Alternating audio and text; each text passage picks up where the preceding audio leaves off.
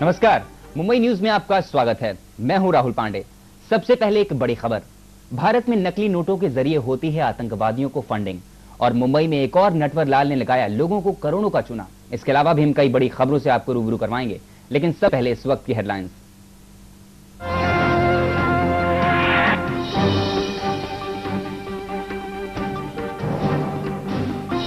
ATS ने किया भारत में फैले नकली नोटों के जाल का पर्दाफाश। आतंकियों को होती थी फंडिंग, इंडिया न्यूज की एक्सक्लूसिव रिपोर्ट। मुंबई में आया एक और नटवरलाल का मामला। कुरियर कंपनी में फ्रेंचाइजी बेचने के नाम पर लगाया करोड़ों का चूना। बांद्रावली सीलिंग के उद्घाटन की सारी तैयारियां पूरी। उद्धव ठाकरे ने उठाई पूरे प्रोजेक्ट पर उंगली। और कार के शौकीनों को टाटा मोटर्स का तोहफा, लॉन्च की 1 करोड़ लागत वाली जगुआर और लैंड रोवर कार्स।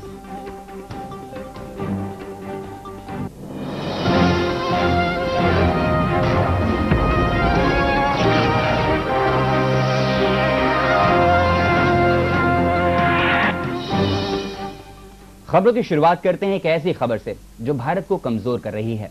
भारत की अर्थव्यवस्था पर इसका बड़ा असर पड़ रहा है। इसका फायदा उठा रहे हैं वो आतंकवादी जो देश को खोखला कर देना चाहते हैं। वो भारत में अपनी जड़ें मजबूत करने में लगे हुए हैं। यकीन मानिए, हम आपको ऐसी खबर से रूबरू करवाने जा रहे हैं जिसे सुनकर आप भी ये सोचने पर मजबूर हो जाएंगे कि क्या इस हद तक ये नेटवर्क फैला हो सकता है।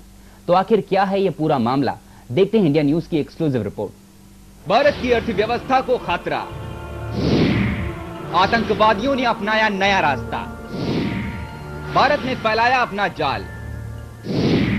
इंडिया न्यूज बताएगा पूरी सच्चाई।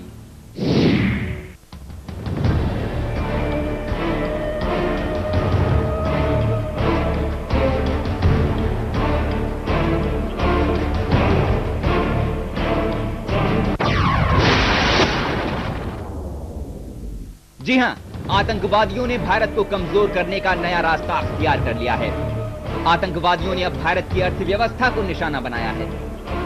आप भी ये सोचने पर मजबूर हो गए होंगे कि आखिर वो कौन सा रास्ता है जो भारत को इस कदर कमजोर कर देगा। इंडिया न्यूज आपको बताएगा कि क्या है आतंकवादियों की चाल। आतंकवादियों ने नकली नोट का जाल भारत में फैला दिया है। पिछले 5 सालों में भारत में अब तक करीब 2000 करोड़ रुपए की लागत के नकली नोट बरामद किए जा चुके हैं।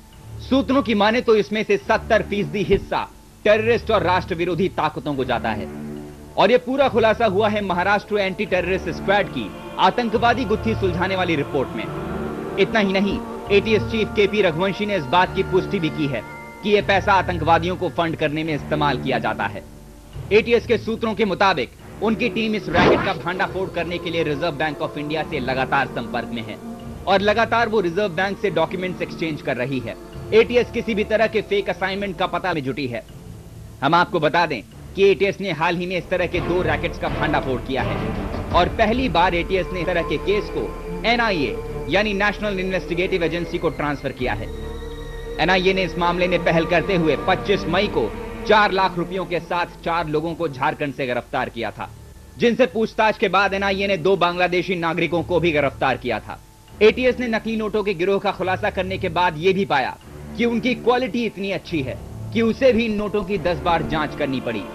सूत्रों के मुताबिक भारत और पाकिस्तान नोट बनाने के लिए जर्मनी की एक ही कंपनी से कागज इंपोर्ट करते हैं, तो ऐसे में इस गिरोह के तार सीधे पाकिस्तान से भी जोड़े जा रहे हैं। और एटीएस इसको लेकर आशंका जता रही है कि भारत की अर्थव्यवस्था को कमजोर करने के पीछे पाकिस्तान का ही हाथ है। निशांत भूसे के साथ bureau report, India news, Mumbai.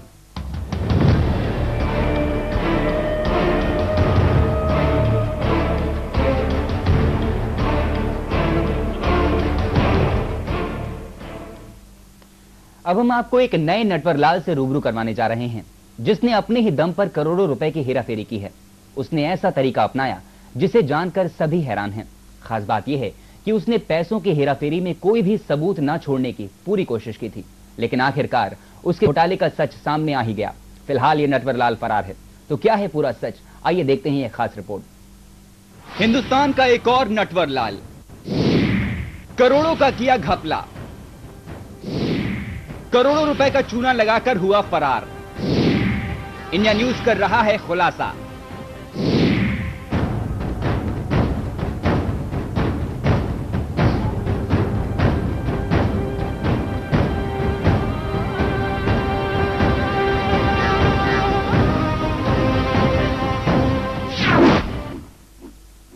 Hindustan में दिन ब दिन बढ़ रहे फ्रॉड के मामले में अब एक और कड़ी जुड़ गई है।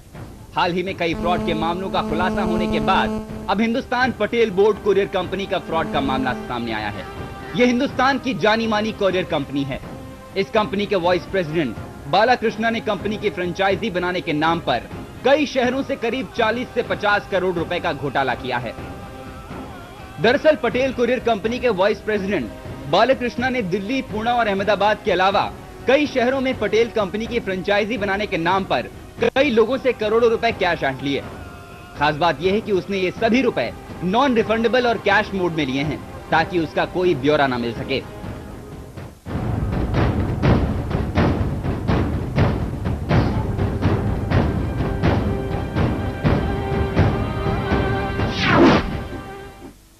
वो पुणे में अप्रोच हुए थे हमको कि ऐसा ऐसा हमारा सिस्टम है, हम फ्रेंचाइजी देना चाहते हैं, जिसका फ्रेंचाइजी का मंथली इनकम आपको कम से कम सब खर्चा जाने के बाद 3.5 लाख रुपया पर मंथ रहेगा, जिसके लिए आपको 20 लाख रुपया नॉन रिफंडेबल डिपॉजिट रहेगा, जो हमने उसको कैश में देना है। और मैंने तो उनके रीजनल मैनेजर उनके ऑफिस में जाके 10 लाख रुपया भरत पाल को दिया, जिसका कि उन्होंने एक्सेप्ट किया, जिसकी रिकॉर्डिंग भी मेरे पास है। और भरत पाल आज भी कंपनी में काम कर रहे हैं। बाकी लोगों का तो उन्होंने कहा कि बाला फरार है, बाला फरार है। तो मैंने कहा कि अरे भाई भरत पाल तो हो, और मैं गया था तो पहले तो बोले भाई भरत पाल को आपने कैश दिया, आप जाने। बोले ठीक है मैं बैठे रहता हूँ जब तक ये पैसा नहीं देंगे। हमने ब्याज पे पैसा उठाकर इनको 10 लाख रुपया कैश दिया है। ये कैश लिए वो एक्सेप्ट कर रहे हैं। भरत पाल ने हमको चेक दिया जो कि चेक बाउंस है। जब रुपए देने के बाद भी उन लोगों को पटेल कुरियर कंपनी की फ्रेंचाइजी नहीं मिली तो उन सभी लोगों ने कंपनी पर दबाव बनाना शुरू कर दिया, जिसके बाद से कृष्णा फरार है और कंपनी इस मामले से पल्ला झाड़ रही है। फिर भी कंपनी ने वाइस प्रेसिडेंट बालाकृष्णा को सस्पेंड कर दिया है और सेंटा क्रूज पुलिस स्टेशन में कृष्णा के खिलाफ कंप्लेन भी दर्ज की है। खबरों की माने तो कई लोगों ने इसे करोड़ों रुपए ब्लैक मनी दी थी, जिसकी वजह से उन लोगों ने कंप्लेन भी दर्ज नहीं की है। अब देखना यह है कि कृष्णा की गिरफ्तारी के बाद कंपनी उन लोगों के पैसे लौटाती है या नहीं। सबसे बड़ा सवाल यह है कि आए दिन बढ़ रहे इस ठगी के मामलों को रोकने में सरकार आखिर क्यों नाकाम है। Inderjit Singh, India news, Mumbai.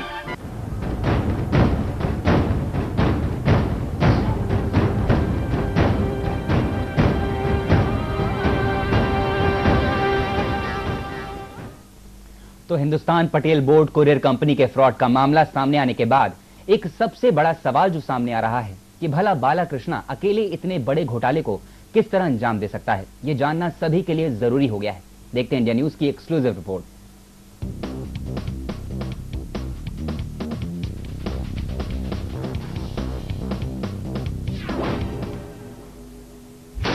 Hindustan Patel board courier company ये हिंदुस्तान की एक जानी मानी कुरियर कंपनी है। अब इस मामले में जो सबसे बड़ा सवाल सामने आ रहा है वो ये कि आखिर इतना बड़ा घोटाला एक आम आदमी कैसे अंजाम दे सकता है। अब इस मामले में जो सबसे बड़ा सवाल सामने आ रहा है वो ये कि आखिर इतना बड़ा घोटाला एक आदमी कैसे अंजाम दे सकता है। इस घोटाले में कंपनी के स्टैंप और दस्तावेज भी इस्तेमाल हुए हैं, जिससे साफ पता चलता है कि इस मामले में बालाकृष्णा के अलावा कंपनी के कई और लोगों के शामिल होने का शक जताया जा रहा है। तो ये पूरा कंपनी का प्लान लग रहा है। कंपनी ने ऐसे हमारे जैसे हजारों लोगों के पैसे डुबाए हुए हैं। बहरहाल इस मामले की पूरी सच्चाई तो तभी पता चल पाएगी जब मामले के मुख्य आरोपी बालाकृष्णा को हिरासत में लिया जा सकेगा। गौरतलब है कि मामले का पता चलने के बाद से ही बालाकृष्णा फरार है। अब देखना होगा कि पुलिस इस मामले में क्या कार्रवाई करती है। इंद्रजीत सिंह के साथ bureau report, India news, Mumbai.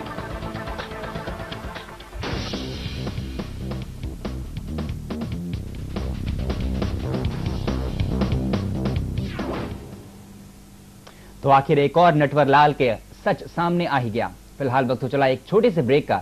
Break के बाद आपको बताएंगे चुनावों के मद्देनजर महाराष्ट्र में बीजेपी ने शुरू की सियासी कवायद।